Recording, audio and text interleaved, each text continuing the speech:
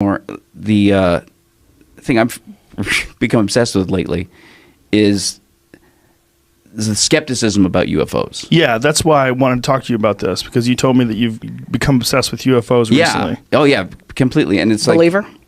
Yeah, totally. Really? Yeah, I totally believe the UFO phenomenon is real. I don't know what it is, but it has to be real. Something's happening. Why is that? Because there's just way too much evidence that it is real. What evidence? Radar evidence that the F-16 locked on a UFO, that footage. And also just, like I know that a friend of ours, I don't know if she wants to say it, but her father was an air traffic controller. And he told her, they said, yeah, every air traffic controller has seen something. Yeah. And I had another friend whose father was a commercial pilot. And she said, yeah, my dad said every single pilot has seen something. And they've all been told not to say anything about it. We have a couple of friends that say they were abducted. Yeah. Yeah, the abducted one is a little easier to wrap your head around, because when you're sleeping, your brain is producing all sorts of endogenous psychedelic chemicals. Yeah. Almost all of these experiences happen when you're sleeping. Almost all these experiences when these people are abducted, they're taken from their beds, which is when they're dreaming. Yeah. I mean, it's like there's some real clear, easy steps to follow if you want to follow Occam's razor and not get crazy with it. But it knocks those out, but it doesn't knock out like Barney and Betty Hill and all the people that are abducted while fully conscious and that remember it without hypnotherapy. Like, I'm not sure about the abduction phenomenon, but I don't know Barney and Betty Hill. I know the story, but I don't know them. Yeah. So I would have to know them, because there's a lot of people that I've like. I did a show for Sci-Fi called Joe Rogan Questions Everything. Yeah, I watched that show. That cured me. That show cured me of a lot of my nonsense with conspiracies. Well, we used to talk about that stuff all the time. Yeah, all the time. Yeah, but I needed to actually study it. So for 6 months, that's basically all I did. I interviewed people, and like Bigfoot believers, UFO believers, and the one thing that they have in common is they all seem to be kind of lost and dependent upon this thing being real. Yeah. Right. Instead of being objective. There's only one lady that I interviewed that saw Bigfoot that really seemed to be telling the truth. But I think she saw a bear. I think bears walk on 2 feet all the time. Right. They do it all the time. There's video footage. You can find it all the time. And she was in the Pacific Northwest, which is incredibly dense woods. You see something, you glimpse it. Look, I was hunting once in Canada, in Alberta, and I thought I saw a wolf for like 2 seconds. It was a squirrel. Okay? Understand this. This very is big like, squirrel? What is that? Wolf? No, it's squirrel. Yeah. No, I just saw fur. Right. I saw fur, and I was, because it's really dense woods. Because I was looking for fucking wolves. Because I was like, because I know we did see one wolf. It crossed the road. It was either a wolf or a coyote. It was hard to tell because it was at dusk. It was very dark out. But when you're looking for something, you think everything is that thing you're looking for. Yeah. So for a second, I thought that fucking squirrel was a wolf. That's funny. Yeah. Well, expectation and perception are very linked. Yes. Yeah. Well, there's also that they found that 50% of everything you see is a product of memory. Yes. That when you observe something, they've done fMRIs, and that most of the activity in the brain is in the memory centers, not in the visual centers. Interesting. Only about 50% of the activity is in the visual centers of the brain. The UFO. That's crazy. The UFO thing is very.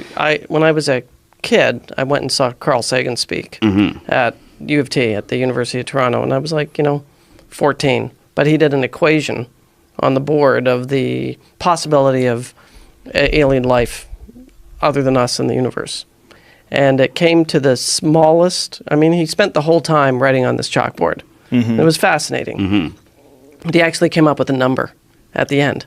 And it was such a small, he says, there is something out there, but they are so far away that that unless they can go faster than the speed of light, which he said was impossible at the time.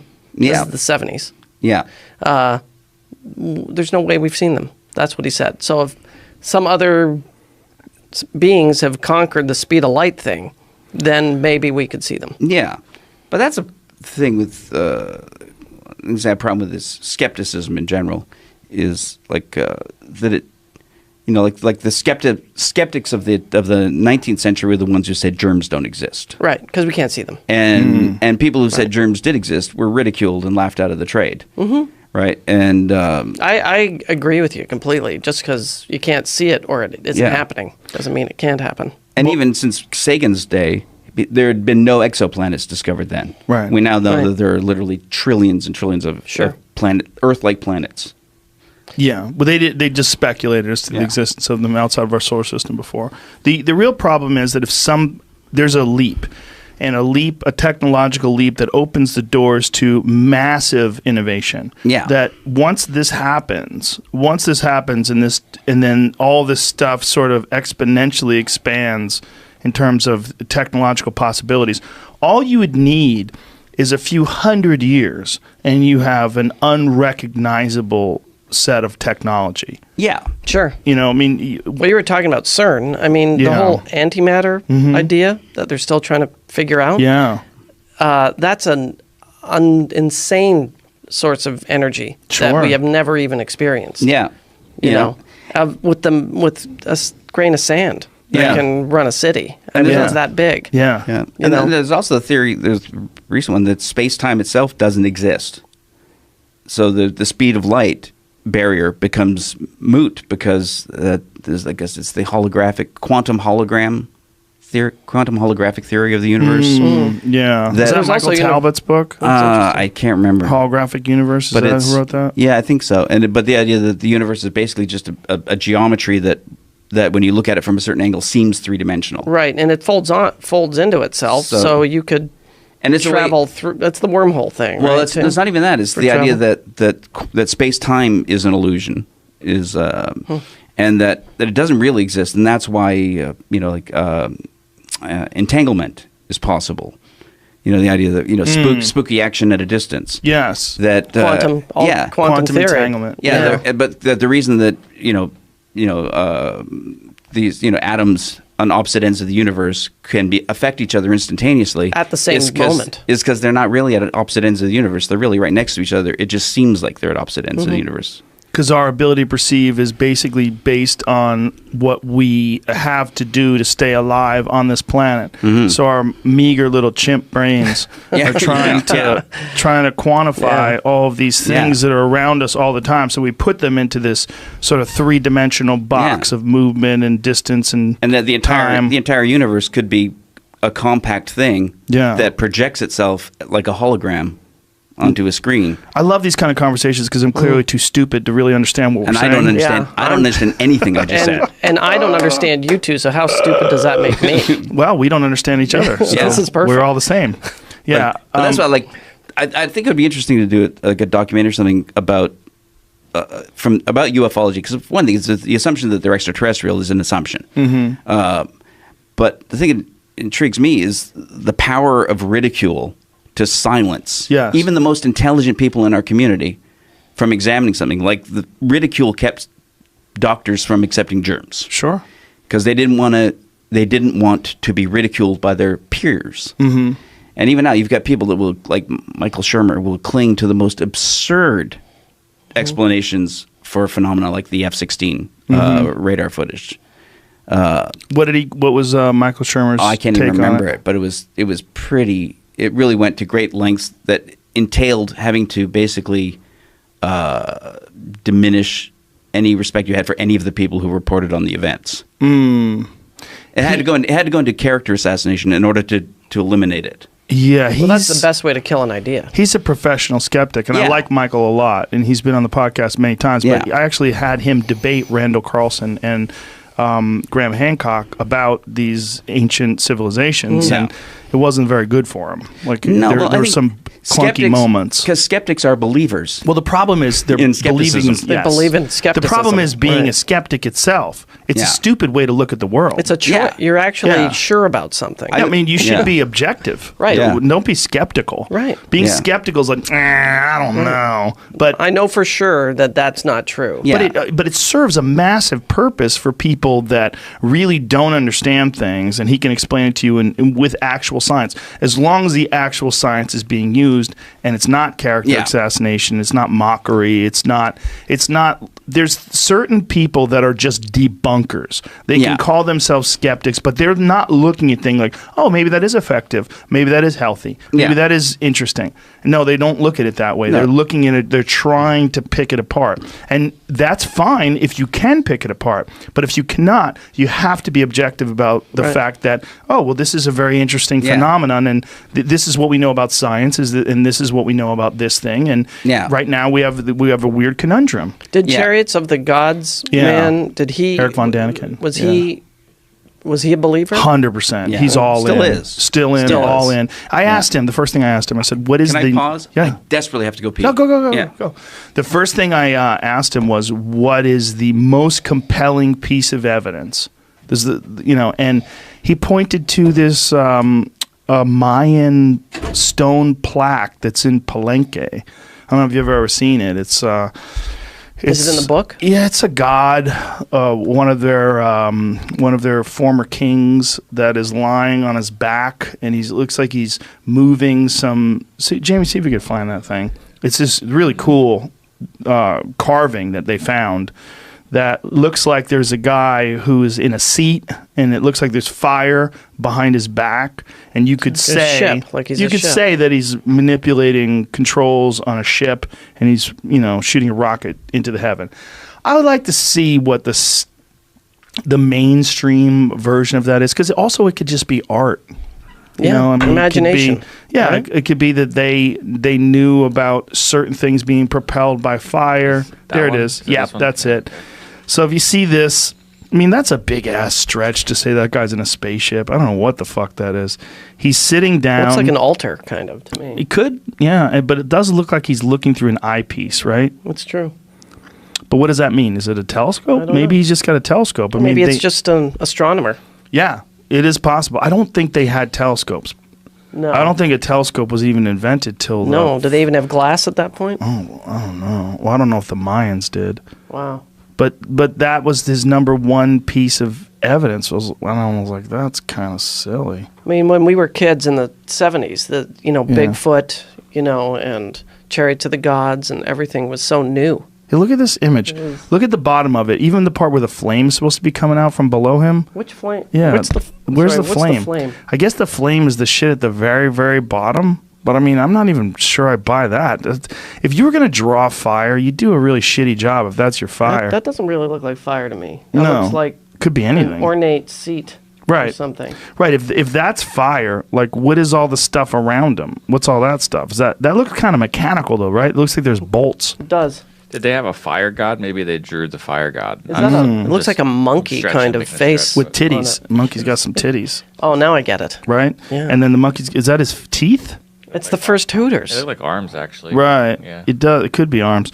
But that's the point, is it's so open to interpretation. There's so much that you could see if you're looking to see. But what I do see is this guy who's... He's reclining in an odd way. He's chilling, and it looks like he's looking through something. What's that thing hanging across him? Do you see that thing across his arm? Yeah, I don't know what the fuck that is. But here's the thing. I don't think anybody knows what the fuck that is.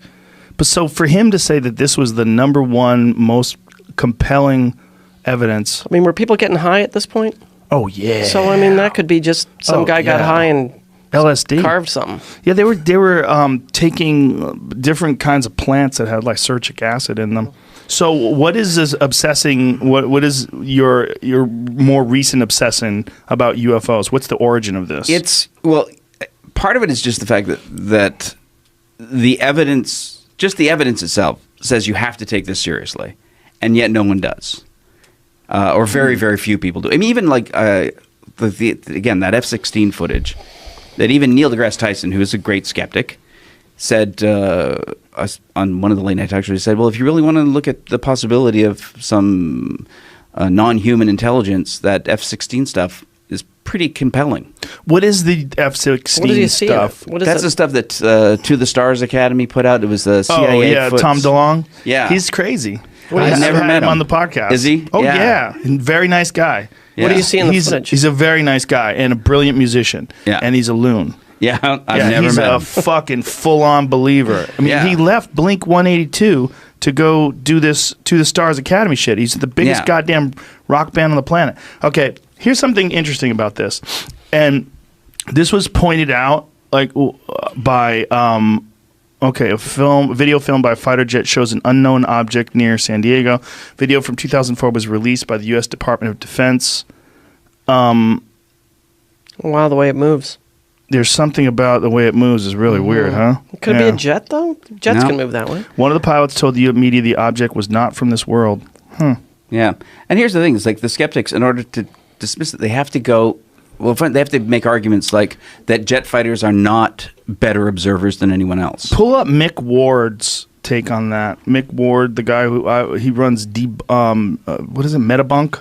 He runs a debunking site, and he's another one of those guys that is all in with the conventional explanation. Like he goes way out of his way to not look at anything that could be at which least is the opposite of Occam's conspiratorial. razor. Yes. Occam's razor says, that if you have to go to great lengths to dismiss something, right, that's not following Occam's razor. Right. Occam's razor says if the jet pilot says he saw this, he saw it. I think he had an interesting take on it, though. And one of the things was there's a time during the video where the pilot shifted from 1x to 2x, which makes the image move more because you have magnification. Like, have you ever used magnifying glasses or binos? Like, if you use 15x binos, it's very difficult to hold on a subject. Steady, but six, you can kind of look at things in the distance. Yeah, but that's if you don't have about $3 million worth of stabilization equipment on your jet locked onto this object. Right. Which is why that stays in lock. He had an explanation, though, that was kind of interesting. And when it breaks free of the lock, how does it take off? Unbelievable. Does it just take off or something like that? It just, at one point, just the object just breaks free of the lock. And that's almost impossible. I have a question. It's impossible for anything that man has built to do. With the quality of cameras today, why is this footage so shitty? This is infrared footage. Infrared footage. Yeah. Infrared. Yeah, I mean, you need this when you're shooting at things in the sky. You can't rely on visualization. You're looking at heat. Yeah. You're looking at heat signals. Because visually, it's so far, it would be essentially escaping invisible. the rabbit hole, how to debunk conspiracy theories using fact, logic, and respect. So what is he saying? The program, make that a little larger for my stupid eyes. It said, for all you make sure you are talking about the right video. There's two that are confused. Here we're talking about the gimbal video, which is not from the Nimitz incident, which is discussed here. So scroll down a little bit. The gimbal video is that's the one we're looking at. It's an unknown date and location from unknown pilots. Nope. The TikTok one is from San Diego. Those are known pilots. Yeah, that's 2004. Okay, that's David Ferver. The media's discussed these videos. Tom belongs to the stars. The link contains the frames. What's he saying? Keep going. The black shaper on the object, some kind of infrared flare glare. We know the shape of a very bright infrared source, like the engine of a plane, can be much bigger than the object itself, as explained here. Okay, so there's like a flare. Mm-hmm. That doesn't explain the movement. Yeah, it doesn't explain the movement. It doesn't explain, again, Occam's razor is... Okay, so this guy debunking it. This guy's saying it's a jet. Look at it. It looks nothing like it. The movement's well, even if it is a jet's not capable of breaking free from the lock, right? Yeah. If they lock onto it. And if you look at that, you can see the jet. Yeah. His own example debunks his debunking. Right. Need not be moving. Yeah. The video need not be moving. And it's also the assumption that this guy, doing probably a few hours research, has come up with something that is more credible than a trained fighter pilot who is there and visually seeing it. What do you think it is? And tracking it. If you had a guess. I don't know. Let's get crazy. I think it is. It is an intelligent craft. It is a craft being piloted intelligently. Why aren't they talking to us? We're fucking apes. Why would you? Yeah, it's like talk to us. We're assholes. When you look at it. When you look in the air. No, I forgot. You're right. Leaving fucking plastic straws everywhere. That's right. Yeah. Oh, we cured it. No more plastic straws. When you're a kid looking at an ant colony, you didn't go, "Listen to me, ants." Yes. You just looked at them. There was and they say, why don't they go to the White House? So, why would you, when you look at an ant colony, go, "I must speak to the queen"? Right. Yes. No. I've always said that. You just look at ants. Yeah, that's what the most ridiculous thing about the old movies. Like the old movies that would land on the White House lawn. Right. Right? Yeah. Like, what is Day the Earth Stood Still. That's it, yeah.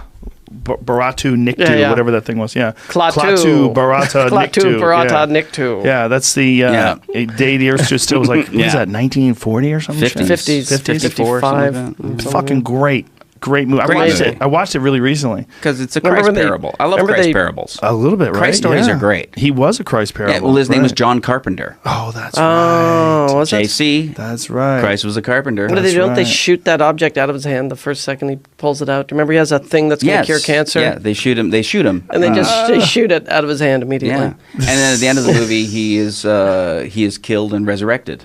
That's right. Right. Yeah, they He's- shoot him and he comes he's back taken to life. by the robot takes Yeah. him to Yeah, the robot. So- Yeah, Love what a that goofy robot. robot. Yeah. very tall. Yeah, but Yeah. and like he looked like you would want a robot to look in 1950. Yeah. Yeah. All Smooth. metal and shit, smooth. Yeah. Chrome. Yeah, those were the days. We thought that they would communicate. Like, wasn't there a whole rash of them that were seen over Washington D.C.? Yeah, there was dozens. Yeah. Dozens of UFOs tracked and admitted by the government that they were tracking them and watching them. But they essentially, and then at the end, their explanation was nothing particularly important. You know, we have a mutual friend who claims, I won't say her name, but she claims No, she and was... I feel bad because I wrote her off as a lunatic when I first heard it. Yeah, well, she was claimed to be abducted. Yeah. And then I was doing a show with her years ago, and she's just telling us the story. We're all like, that's pretty funny. And she says, and then they took a scoop out of my back. And I'm like, a scoop? They took a scoop out of your back? And she showed on her back shoulder, there was a hexagonal diamond-shaped scoop out of her back. A divot. That It was hexagonal. Yeah, that was... Clearly? Clearly. And no scar tissue. Maybe she's a crazy bitch. and No she's scar just, tissue, I man. know how to make this story stick. Yeah. Give myself Yeah. a little punch. But A whole punch back there. I worked at a bookstore at the time, years ago, and I went into the alien section. It was the world's biggest bookstore in Toronto. That was the name of it. And of course, I went to the alien section and just looked all this crap up immediately, and there are other people Yeah. with the scoop. Well, there's a lot of other people Yeah. with You the know. abduction stories, and some of them have like little pieces of something in their body. I remember you talking to me about this many, many years ago. I was like, oh, Dave's interested. Yeah. It was like implants. You were talking about people that have alien implants in their body. Yeah. And that's the thing is, to me, it's just, I guess the thing that I'm kind of obsessed with now is just because we're comedians. Yes. And Well. the power of ridicule to silence debate is unbelievably potent. Sure. And we're part of that. We're part of the machinery that was used very, very consciously by the government to silence Yeah. any inquiry. It was like, feeding the story the right way to late night talk show hosts. Made it so that nobody would talk about it. So do you think that the government consciously fed those ideas to like Johnny Carson and those folks? Yeah, I Really? think there's documentation of a pro, of that they, to make the UFO phenomena ridiculous. Do you think they did that to avoid mass hysteria? Like if you're the government and you know there's nothing out there, but you see these people freaking out, you go, okay, look, we've used all of our military might, all of our scientific power, and we don't see shit. I'm not buying this, but these people are freaking out. This has the real potential to get out of hand and go sideways on us. Let's just start making fun of this. Yeah, I don't know. 'Cause, I think it's more likely that there's something there that they feel powerless to control. Do you think Kennedy was taken down into the basement of whatever and shown the alien sitting there? This is what I I don't say about aliens when in regards to Trump. If there's anybody that would fucking tell us, it's him. Trump. He tweeted Yeah. immediately. He would tweet it. He Yeah. would tweet it Looking in at an all alien. caps. UFOs are real, but CNN is fake. Yeah, yeah, yeah. I mean, it's still He is. the Yeah. failing New York Times fails to find UFOs because I'm they're looking real. at one right That's now. why. I'm If at the go- Area 51. Yeah. If the government does have the evidence, they are never going to show it to Trump. Right, that's the problem. Yeah. Like, what the fuck's the point in being president if you can't find Yeah, out I about thought that's- UFOs? Yeah, If I knew that to become president meant you get all the access to UFOs, I might go, huh. yeah. Okay. And so far, I'll make a try for that. The presidents who have tried haven't gotten there. No one gets it. Like I mean, Jimmy Clinton- Carter. Jimmy Carter, said he had a UFO experience. Yeah, he saw something, Did? right? Yeah. He said he saw something. But see, that was back in the 70s where everybody was seeing shit. They were all talking about things. It was part of the zeitgeist. It was. People were legit, like after Close Encounters of the Third Kind, especially, people were legitimately thinking that aliens were going to come. Yeah, he proposed such a possible scenario in that movie. was so good. It wasn't anything you expected it was going to be. But like here, I was going to say here, like another example is like the Rendlesham, like that explanation of the F-16's locked, footage, like Rendlesham Forest, where they claimed that these American soldiers in the woods out in England mistook a lighthouse light for a spacecraft. That they were within 20 feet of a craft that they saw and took notes on, did 20 drawings feet? of. Yeah, they were not even like right up against it. And they, wrote down notes, saw like different sort of hieroglyphs on the ship itself, described the feel of it, this electrostatic feel of being around it. And the official explanation was they mistook a lighthouse several miles away for this spacecraft. So Occam's razor again says, that's hard to believe that these trained observers, and that's the other thing, they always try to dismiss the idea that trained observers are better observers. But they are better observers. Sure. In the age of today, where everyone has a high definition camera in their pocket. But have you taken a photograph of the moon on It's hard. Yeah, it's your true. phone? It comes out super doesn't look crappy. like the moon. That's true. Yeah. Right. There's no That's true. details. Comes out as a Because blur. the lenses are too wide.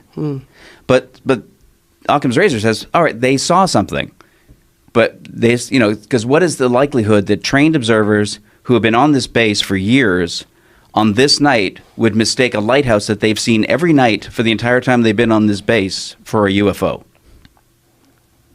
I mean, what is the likelihood that explanation is correct? I'm not aware of that story.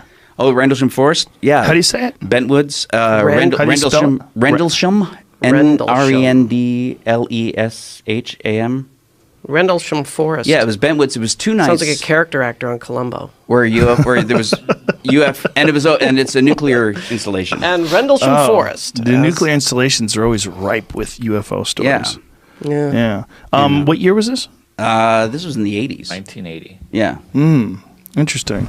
And it's, and it said, obviously the obvious explanation is, well, not the explanation, the only thing you can accept is that these observers saw something and described it accurately. Is it something that had crashed? If you want to say that, no, it came down, was landed in the forest, and took off. What do you think of the Roswell case? The night before that, Roswell, I think it's probably true.